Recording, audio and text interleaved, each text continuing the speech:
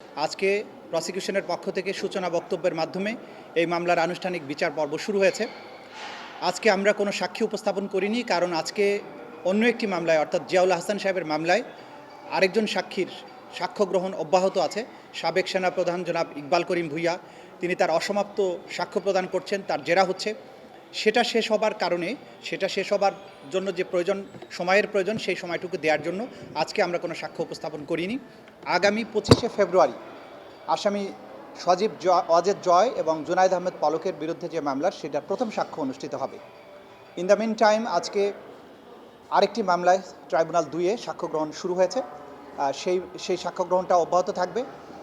বিশেষ করে ট্রাইব্যুনাল 1-এ যে তিনটি মামলার গুম রিলেটেড 3টি মামলার সাক্ষ্য গ্রহণ যেটা চলমান আছে, সেগুলোকে অব্যাহত রাখার স্বার্থে অন্য যে মামলাগুলোর সাক্ষ্য গ্রহণ শুরু হবার কথা, সেগুলো আমরা কয়েকটা দিন পিছিয়ে নিচ্ছি, যাতে করে স্মুথলি আগের সাক্ষীদের জেরাগুলো শেষ হয়ে যায় এবং সেগুলোর ধারাবাহিকতা অব্যাহত থাকে। গতকাল আমরা দেখতে পেয়েছি গুমের একটি মামলায় আমরা মামলা থেকে হাজির করা হয়নি। সেটা কী কারণে হাজির করা হয়নি সেটা কারা কর্তৃপক্ষ ব্যাখ্যা দেবেন। কারণ হচ্ছে গতকালকে আমরা তো প্রস্তুত ছিলাম, কিন্তু যেহেতু কারা কর্তৃপক্ষ হাজির করেনি এবং কালকের দিনটা আসলে নানান কারণে আমাদের মাননীয় বিচারকদেরও কিছু ব্যস্ততা ছিল রাষ্ট্রীয় অনুষ্ঠানের কারণে, সেগুলোর কারণে হয়তো তারা এটা করেছেন, কিন্তু আমাদের কাছে এই ইনফরমেশনটা ছিল না। তো আমরা প্রস্তুত ছিলাম। এরকম মাঝে মধ্যে হতে পারে, বিশেষ কোনো কারণে সেদিন যদি সাক্ষী না আসে সেটা হতে পারে প্রসিডিংস। তো সামনে এগুলো আর হবে না, কারণ রাষ্ট্রীয় একটা ট্রানজিশন চলছিল, সে কারণে অনেকেই সেদিকে যাবার চেষ্টা করেছেন, সে কারণে হয়তো সেটা হয়নি। ইনশাআল্লাহ সামনের থেকে স্মুথলি চলবে।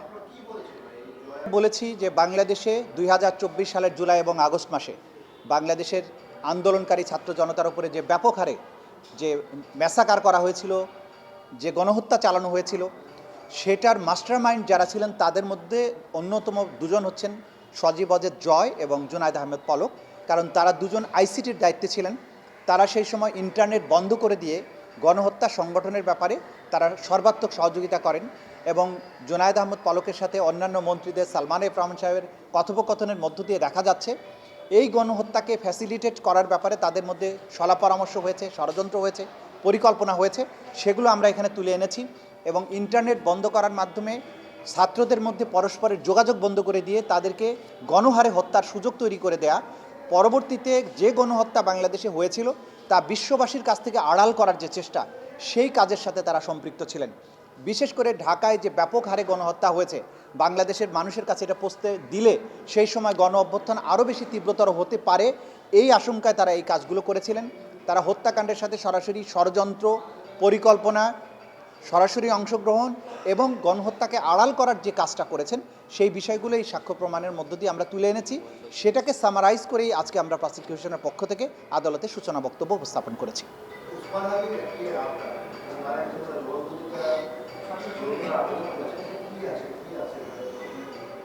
শহীদ ওসমান হাদি জুলাই আগস্টের অন্যতম আন্দোলনের মধ্যে অন্যতম সিপাহ সালার ছিলেন এবং তিনি নিজে প্রত্যক্ষ করেছিলেন যে কিভাবে বিপ্লব সংগঠিত হয়েছে, কিভাবে তাদের উপরে গণহত্যা চালানো হয়েছে, আক্রমণ চালানো হয়েছে। তার যে সাক্ষ্য তিনি তদন্তকারী কর্মকর্তার কাছে দিয়েছিলেন, সেটা যে তিনি নিজে শহীদ হয়ে যাওয়ার কারণে ট্রাইব্যুনালে তার পক্ষে যেহেতু জবানবন্দি দেওয়া আর সম্ভব নয়, আমাদের আইনের 19 ধারায় একটা বিধান রাখা হয়েছে যে যদি কোনো সাক্ষীর এরকম বক্তব্য তদন্তকারী কর্মকর্তার কাছে দেয়া থাকে কিন্তু পরবর্তীতে তার পক্ষে আর কখনো সাক্ষ্য গ্রহণের জন্য আদালতে উপস্থিত হওয়া সম্ভব না হয়, তাহলে আদালত তার সেই বক্তব্যকে সত্য বক্তব্য হিসাবে গ্রহণ করতে পারেন। সেই কারণে উক্ত ধারার অধীনেই আমরা সেই অ্যাপ্লিকেশনটা দিয়েছিলাম, আদালত সেটা মঞ্জুর করেছে।